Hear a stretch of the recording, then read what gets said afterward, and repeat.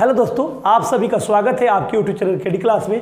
और मैं हूं केडी पब्लिक स्कूल संचालक आर्य कुमार। और आज हम आपके लिए लाए हैं विज्ञान से पहला चैप्टर जैव परिक्रम और उसके पूरे VVI क्वेश्चन को ऑब्जेक्टिव उठा लाए हैं हम लोग। और आप वीडियो में बने रहें। अगर यह वीडियो आपको अच्छा लगे तो लाइक कमेंट सब्सक्राइब जरूर करेंगे। आपकी कमेंट का मुझे बहुत बेसब्री से इंतज़ार रहता है और आपकी कमेंट से मुझे एक अलग सा ऊर्जा मिलता है, इसलिए कमेंट जरूर करें। और आप अपने मित्र, दोस्त, भाई जो भी अगर 10वीं क्लास की तैयारी कर रहे हैं उन्हें ज़रूर शेयर करें। चलिए क्वेश्चन देखें।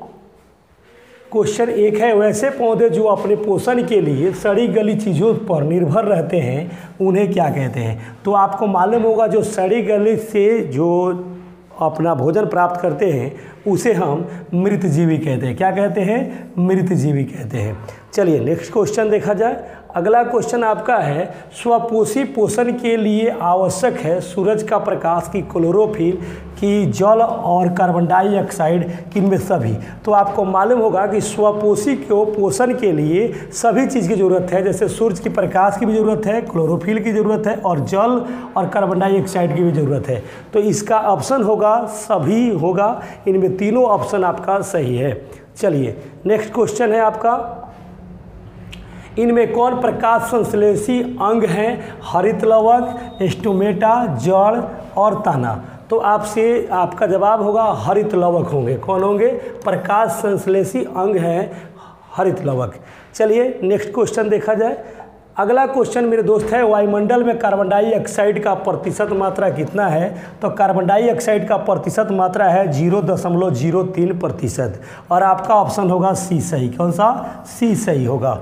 चलिए अगला क्वेश्चन है आपका। मैं आपका बहुत कम समय में ज़्यादा क्वेश्चन बताने की कोशिश करूँगा ताकि आपकी समय अभी थोड़ा भी मैं नहीं चाहता हूं कि इधर उधर बर्बाद हो। चलिए अगला क्वेश्चन है, प्रकाश संश्लेषण प्रक्रम में निम्नलिखित में क्या नहीं होता है? पानी का टूटना, कि CO2 का मुक्त होना, कि ऑक्सीजन का मुक्त होना, कि CO2 का उपयोग होना। तो आप देख रहे होंगे, पहले सवाल को खूब बारीकी से आप पढ़ेंगे तब जाकर ऑप्शन मारेंगे, नहीं तो आप जानते हजूरे भी ऑप्शन को गलत मार देंगे और मारने के बाद कुछ नहीं, आपके पास पछतावा रहेगा।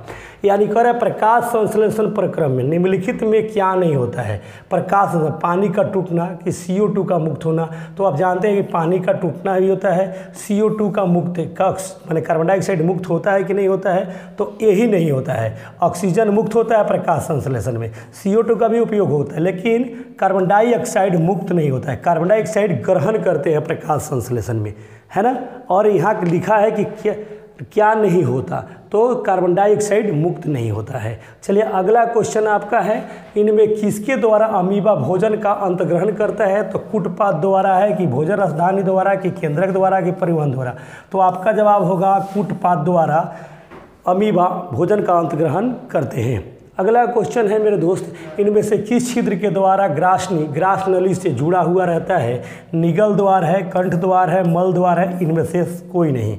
तो आपको मालूम होगा मल द्वार से मल बाहर जाता है, कंठ द्वार से भोजन को निगला जाता है, और निगल द्वार है जो वह क्या होता है कि ग्रास नली निगल द्वार से ही जुड़ा रहता है। आपको मालूम होगा कि यह मानव मुख से जब यह भोजन जैसे बाहर अंदर जाता है तो यहाँ एक छिद्र होता है, 2 पाइपों द्वारा ये जुड़ा रहता है। जब इसमें भोजन जाता है तो वायु वाला बंद होता है, वायु वाला जब जाता है, वायु जब जाता है तो भोजन वाला बंद हो जाता है।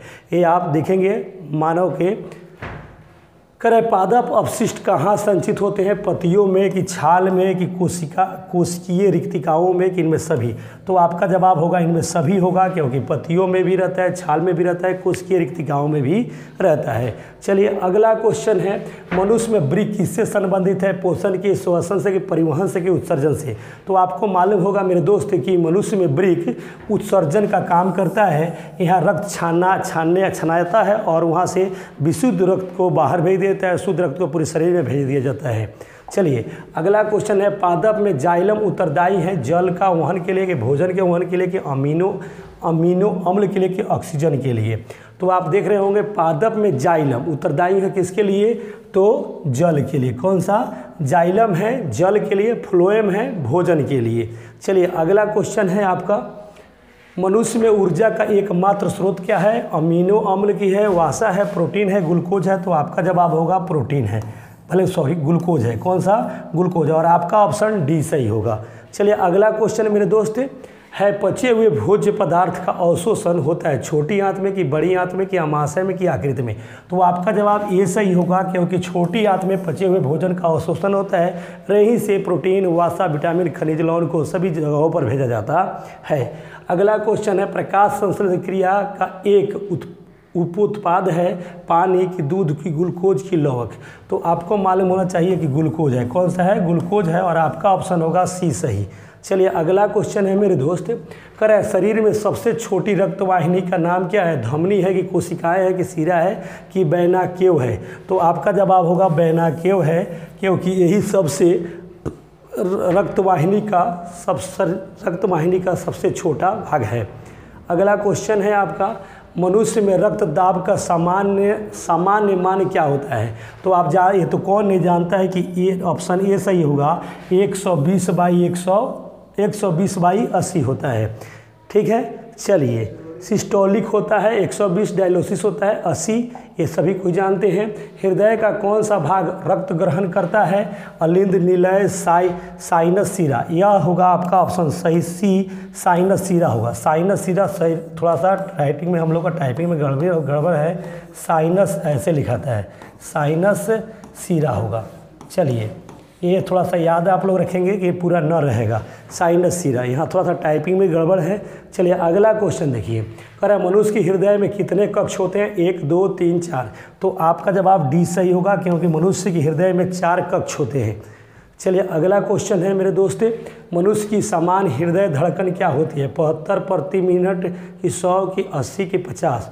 तो आपका जवाब होगा कि 72 प्रति मिनट, यानी 1 मिनट में 72 बार धड़कता है।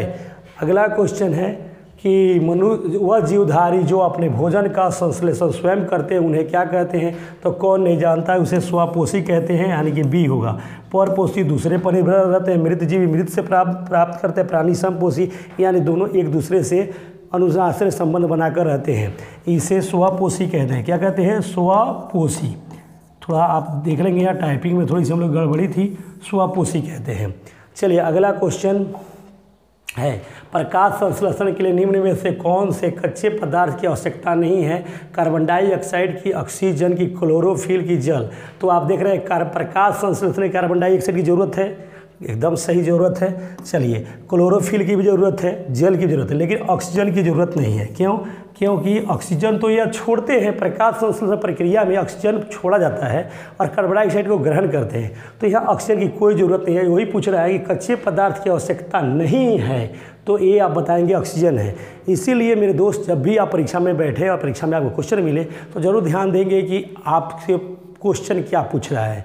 पहले क्वेश्चन को पूरी बारीकी से पढ़ेंगे, ध्यान से पढ़ेंगे, तब जाकर आंसर देंगे। 100 क्वेश्चन में से आपको 50 ही तो आंसर देना है, फिर किस चीज़ के लिए इतना बेचैनी रहेगा। चलिए परजीवी पौधा एक उदाहरण है, गोबर छाता, अमरबेल की, बायोफिल की, चीड़? तो आपको मालूम होना चाहिए, आपका ऑप्शन होगा सी अमरबेल है, जो कि परजीवी है। क्या है? परजीवी। दूसरे पेड़ों पर ये रहते हैं, आप लोगों ने देखे भी होंगे कि दूसरे पेड़ों पर पीला पीला एक लत्तर की तरह लत्ती रहता है, और जिस पेड़ पर रहते हैं उन्हीं से वो भोजन प्राप्त करते हैं, उन्हीं पेड़ों को मार देते हैं। गोबर छाता की बात करें तो यह मृतजीवी है, क्योंकि ये सड़े गले चीज़ों पर ये उपजते हैं, इसलिए यह मृतजीवी होंगे। क्या होंगे? यह मृतजीवी होंगे, ये तो आपको पता ही होगा। चलिए नेक्स्ट क्वेश्चन की तरफ हम लोग देखें, और इसका ऑप्शन सही होगा, अमरबेल होगा। चलिए अगला क्वेश्चन है, पौधे के वायवीय भाग से जल का स्टोमेटा द्वारा वाष्प के रूप में निष्कासन कहलाता है, उत्सर्जन कहलाता है कि पाचन कहलाता है कि जनन तंत्र कहलाता है कि श्वसन तंत्र? देखिए यहाँ सभी मेरे ऑप्शन जो हैं यह टाइपिंग में गड़बड़ है और यह कुछ भी नहीं होगा। इसका होगा वाष्पोत्सर्जन होगा। क्या होगा? वाष्पोत्सर्जन होगा। इसका सही जवाब होगा वाष्पोत्सर्जन। ठीक है, क्या होगा? वाष्पोत्सर्जन नहीं। चलिए अगला क्वेश्चन देखिएगा। अगला क्वेश्चन है, मनुष्य में नासिका छिद्र लैरिक्स, ट्रैकिया तथा फेफड़ा मिलकर बनाता है उत्सर्जन तंत्र, पाचन तंत्र, जनन तंत्र, श्वसन तंत्र?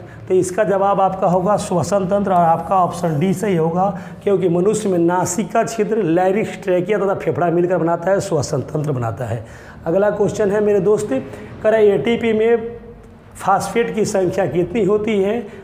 होती है 2, 3, 1, 4। तो आपका जवाब हो जाएगा 3, आपका बी ऑप्शन सही होगा, 3 होती है।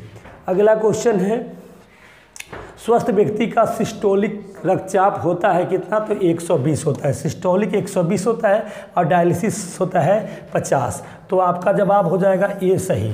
चलिए अगला क्वेश्चन है मेरे दोस्त, कह रहा है ऑक्सीजन के परिवहन के लिए जिम्मेवार रक्त का घटक है क्या? RBC, WBC. तो डब्ल्यूबीसी आपको बता दें आपको कि ये सैनिक कहलाता है हमारे शरीर में, जो रोगों से लड़ने का काम करता है, और आरबीसी है जो ऑक्सीजन को लेकर के हमारे पूरे शरीर में दौड़ते रहता है, इसीलिए हम इसे ऑक्सीजन परिवहन भी कहते हैं। तो ऑक्सीजन के परिवहन के लिए जिम्मेवार है तो हमारा आरबीसी है, और आपका ऑप्शन ए सही होगा। चलिए अगला क्वेश्चन, कर प्रकाश की ओर परोह की गति है गुरुत्वानुवर्तन, जलानुवर्तन, रसायनानुवर्तन, प्रकाशानुवर्तन।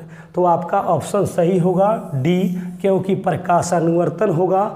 चलिए अगला क्वेश्चन है, पौधों के उत्सर्जी पदार्थ है टैनिन, गोंद, रेजिन, इनमें सभी। तो आपको मालूम होगा पौधों के उत्सर्जी पदार्थ टैनिन भी हैं, गोंद भी है, रेजिन है, यानी कि इनमें सभी, आपका डी ऑप्शन सही होगा। चलिए अगला क्वेश्चन देखिए मेरे दोस्त, कह रहा है कूटपात किस में पाया जाता है? पैरामीशियम में कि यूगिलिना में कि अमीबा में, कि इनमें से कोई नहीं।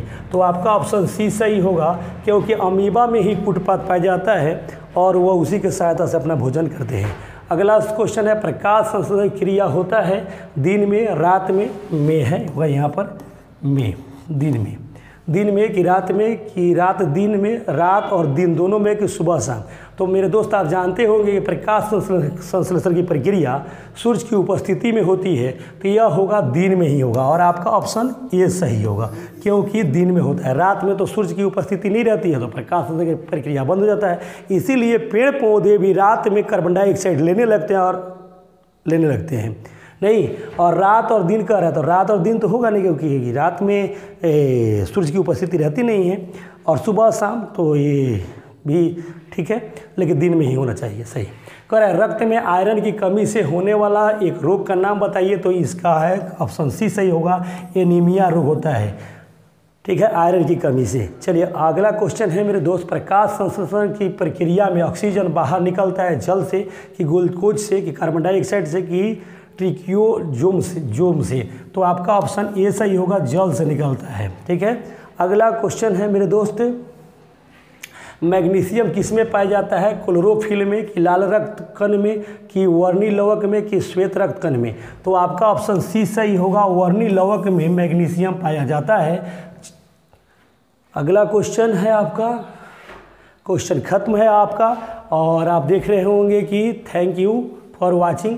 आप अपनी राय कमेंट में अवश्य लिखें।